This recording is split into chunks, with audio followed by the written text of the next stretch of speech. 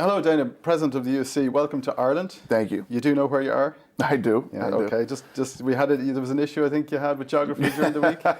No issue with my geography. Just to set the record straight on that one.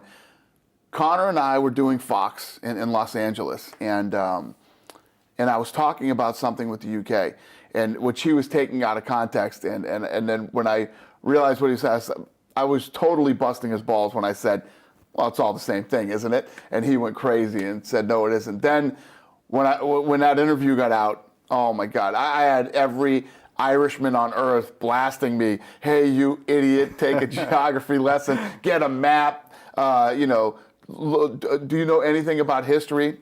Obviously, I do know history. I do know Ireland is not the UK. But basically what I was saying, when I keep talking about representing the UK, for those of you that don't know here, let me give you a little bit of a lesson. 10% of the population of Great Britain has some type of, either has an Irish grandfather or grandmother or something. 10% of the population of Great Britain. The Irish thing is very powerful in that, obviously, you can tell by my statement, they're very nationalistic, about their country. That they're very proud of their country and where they come from. But it's the same thing for the Irish Americans. So, and Irish anywhere, really, And what I was saying about representing the UK meant that 10% of Great Britain's, population has some Irish in them, and in the United States, forget about it. I mean, if you have this much Irish in you, you're Irish crazy. When we were in Canada, you wouldn't believe how many Irish flags people had in Canada. So what I was talking about in representing the UK, a lot of people are Conor McGregor fans in the UK too. Sure. Yes, I understand this is Ireland and it's not part of the UK, but understand this, there are a lot of fans of Conor McGregor in the UK too. Sure, there's a lot of Conor fans all over the world, right? I'm sure, yeah. So between UFC 93 and then UFC Fight Night 46, there was nearly a little over 5-year layoff. Is it safe to say with the fan reaction and obviously then all the Irish fighters in the UFC now, you're not going to leave it as long to get back here for another event? We'll be back soon. Yeah. Not only that, but I'm going to tell you right now, I've been doing this for a long time. I've been doing this for 15 years, and I've been in this business, the fight business, since I was 19. I have never, ever been a part of anything like that last Dublin show when Conor walked in and when Conor fought. And it's the first time I've ever actually taken my phone out and started filming the crowd. It was incredible. I can't wait to get back to the O2 here in Dublin. Right. We'll just broaden it out to around the world now for a second. When Zuffa bought the UFC, it was a tough out process, and it's safe to say it got worse before it got better. And then when it really kicked off, you wanted MMA and the UFC to be the biggest sport in the world. So are you still on course for that? I mean, you've made great strides in the last couple of years, but are you still on course for that to be the biggest sport in the world? Thank you. And yes, this year we're going into Poland for the first time. In a couple weeks here, we go into Poland. We're going to Scotland for the first time. We are going to South Korea for the first time. Yeah, every year we continue to pick off different countries. We're going to the Philippines this year for the first time. So, yes, we continue to grow, we continue to get bigger, and we continue to find new talent around the world. Do you have a date in mind? Do you have a year on the calendar where you think, yeah, that's the year where we're going to be the biggest? It's a big world. It's a big world out there, and we continue to, it's going to take years to grow a sport as big as we've got in such a short amount of time is pretty amazing. But it takes a long time, Think about 15 years. I've been doing this 15 years. How big is it going to be in another 15 years? Yeah, true. And so when you started, there was a lot of threats from like regulation, TV, other promotions, and now it seems a lot of your, not threats, but problems you have is with the injuries to cards and fighters having to drop out and cards changing. How has that been? The last couple of years, 2013, 2014, you've had a lot of injuries and changes to cards. How has that been? Has it just been bad luck, or the amount of talent you have, has it been spread too thin with the amount of events? Actually, 2013 was a great year for us, amazing year for us. It was 2012 and 2014 were the 2 years that there were a lot of injuries. And, if you'd have told me, 5 years ago that was possible, I would have said no way. There's no way that every main and co-main event will fall off the entire year. It's not even possible. Now we know it is possible. And we're working on how to try to fix things like that. Obviously, educating the fighters on training better, training safer. We're building a new headquarters in Las Vegas, a new UFC headquarters. We break ground in June, and it'll be done the following June of 16. And in that, we're building a huge facility for rehab and therapy. Normally what we would do is we would just say, hey, Conor, you blew your ACL out. We're going to send you to the best surgeon in the country, and then come back and let us know when you're ready. No soccer team does that. No major, American Football League does that. We're gonna take the guys in. We're gonna give them surgery. They're gonna be there in our facility with the best therapists recovering, and we're gonna watch over them, and we're gonna continue to educate these guys on how to train safer. So we're gonna try to fix the things that the things you normally can't control. We're gonna try to control the uncontrollable. And it must be refreshing to hear the likes of, say, Robbie Lawler and even Conor McGregor himself training smart, not sparring, no heavy rounds. And if you go back a couple of years, it was the go hard or go home mentality, and now it's all about training smart and taking the least amount of damage in training. It's true, and some of the camps are still in the Stone Ages and need to be brought up to date. AKA is one of those places. You got Cain Velasquez, our heavyweight champion, who's always hurt. Those guys go to war every day. Like, he's training for a fight, and he's going to war with Daniel Cormier every day. That's not how it's done. Not anymore. We need to educate a lot more. Yeah, and if we just think about this year for a second, January was a great year with 4 fantastic cards. Jones, Cormier, Silva Diaz, of course Boston, then all the Irish interest in Boston. But we spent a lot of time talking about the failed drug test. And I suppose we have to compliment the UFC on how fast they reacted to all the failed tests. And you had your press conference in February. Lots of new initiatives to help stamp out the performance-enhancing drugs issue. But you need the Athletic Commission buy-in. Are you getting that from them? Will you be on course for July 1st? The Athletic Commission's been fantastic. And obviously, it's something that they want to clean up too, but it's a financial issue. To properly test 2 guys out of competition the way that you need to do it cost over $20,000. So it's something we're committed to, and we're going to put up the money. Oh, that's great. It's good to hear.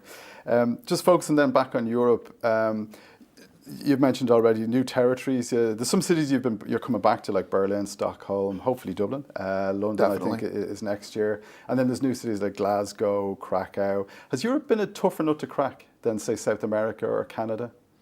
Yeah, definitely. Europe has been definitely a tougher place to crack. You have all these small countries, but everything's looked at as Europe. And it's not our style to go in and, be on one of these, sports channels that just have a bunch of, we want to go in market. We want to be on, even if we're in Ireland, we want to be on the biggest, best television network here in Ireland. We want to be in the best possible network in the UK. We want to be in the best in Germany and so forth and so on. I mean, so it's definitely a tougher nut to crack here. Very good. It takes time. Yeah, and with regard to expanding the sport and the UFC brand, the Ultimate Fighter has done great things. The Tough Nation series with Canada and Australia, and then the Tough China series. Any plans for a Tough Europe, be it within different regions fighting against each other, or just one Tough for Europe? I love it. Absolutely. I mean, that makes the most sense. But the other problem is, when we do something in the United States, obviously the whole country is bigger and everybody speaks the same language. Of course. It's so tough going to Europe. You go, Europe is very much like the United States in that we're sitting here right now in Dublin, Ireland. We could be in Germany in an hour. We could be over here in an hour and 15 minutes. We could be over there. But everybody speaks different languages that close together. So it's obviously a little more challenging than doing some of these other places. And even we go into Brazil, and you start doing the Latin America, they can all sort of understand each other and speak the same language. Whereas in Europe it's tougher. Yeah, okay. And if we focus now back on the Fighting Irish, obviously there's been an influx of Irish fighters into the UFC since Conor's brought the spotlight on Ireland. Are you surprised at how many UFC-ready fighters there are in this small country? Yes, yes. I wouldn't say that I'm shocked. I mean this country is another one of those countries that is known for fighting and is known for talent, and talented fighters have been coming out of this country for a long time in boxing. So I'm not shocked, but it's one of the places that I knew it would happen. But to have so many guys at the same time, it's tough to do in a small country like this. And if you take your boss's hat off for a sec and leave Conor aside, obviously everyone likes watching Conor, but is there any of the Irish fighters you particularly enjoy watching? Or Duffy, did you see his fight so the prelims, when the prelims are on, I sit in my room and I watch all the prelims, and then I go out for the main card. We're sitting in there. I was going crazy during that fight. That kid looked unbelievable. Unbelievable. Is there any Irish fighters you think have a realistic chance of a title shot? Again, outside Conor, obviously. Yeah, Duffy. I mean, the two best fighters I've seen out of Ireland right now are those two. And obviously, Duffy came in a lot of hype, the last guy to beat Conor and Norman Park. And he was pro boxing for a number of years. Were there ever any attempts to lure him away from pro boxing back then? No, I literally, what's funny? I saw the Duffy fight with Conor, and I watched it online, and I called my matchmaker and I told him, I want you to sign that kid, sign Duffy, I want him, and he went out and did it. So, so I wasn't even thinking about it while he was boxing. It all worked out. And there was a bit of talk about him maybe going down to 145. Would you prefer to see him have a few fights at 155, maybe a title run there? Would you like to see him down? He can go wherever he wants. Yeah, if he wants to go down to 45. Obviously, a fight with him and Conor wouldn't happen for a while. Conor is much further ahead of him right now as far as the rankings in the UFC go. But that kid keeps looking like he looked in his last fight. It won't be long before he breaks up into the top 10. And we're obviously, you're in Dublin to promote the UFC 189 press tour. And if we go back a couple of months, there was a lot of talk about that happening maybe in a football stadium here in Ireland, Croke Park or Aviva. How close was that to happening? It's tougher to get things done here in Dublin than I thought it would be. Even for this, we're here on this tour, and we wanted to do some things here, out in the street. And now, as windy and cold as it is, I'm glad that didn't work out now that I'm here. But yeah, it's a lot tougher to navigate through here and put on big events than I thought it would be.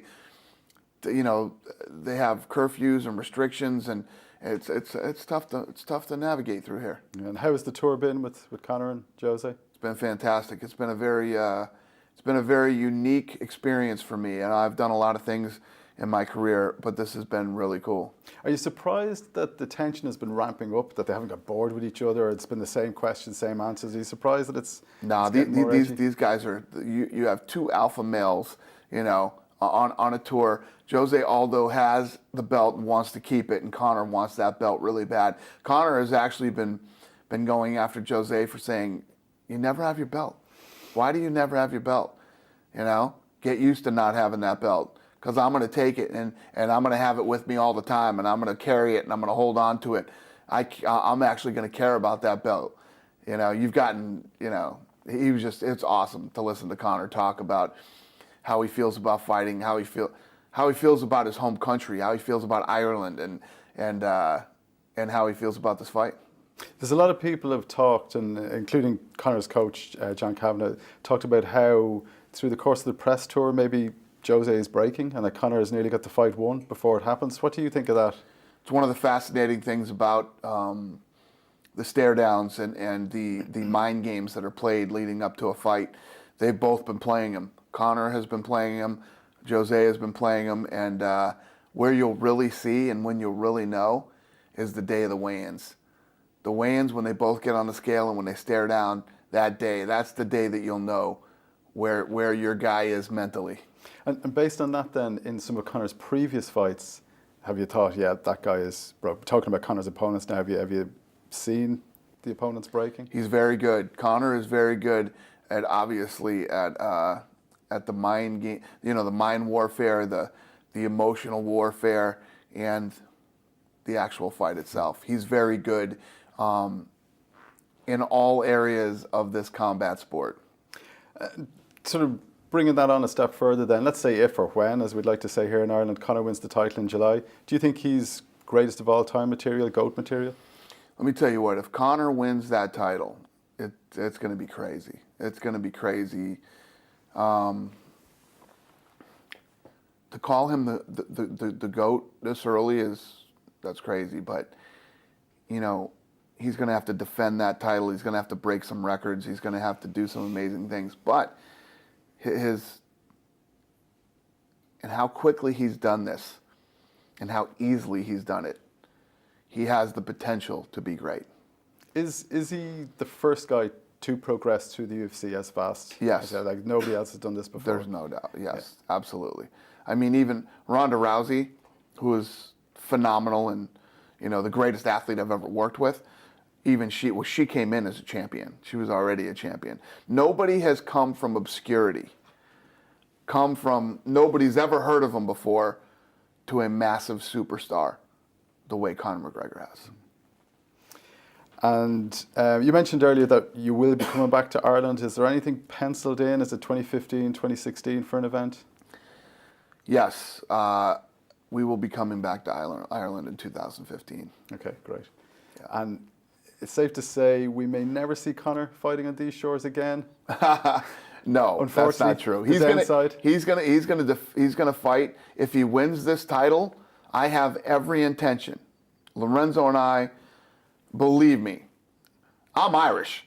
Lorenzo's Italian. Lorenzo's Irish now, man. Lorenzo has turned the corner. He's Irish. He's Irish, man. Yeah. And we want to do Croke Park. We really do. If this kid wins that title, we want his first defense to be in Croke Park. Great. Okay. Any message you'd like to leave us with for the Irish fans, Irish MMA fans? Sure, man. The Irish MMA is awesome. It's incredible the way that you guys have burst onto the global scene. I can't wait to come back here and put on another event at the O2 or Croke Park. Either one, I'm excited, and I do know the difference between the UK and Ireland. Delighted to hear it. Dana White, thanks very much for your time. Thank you.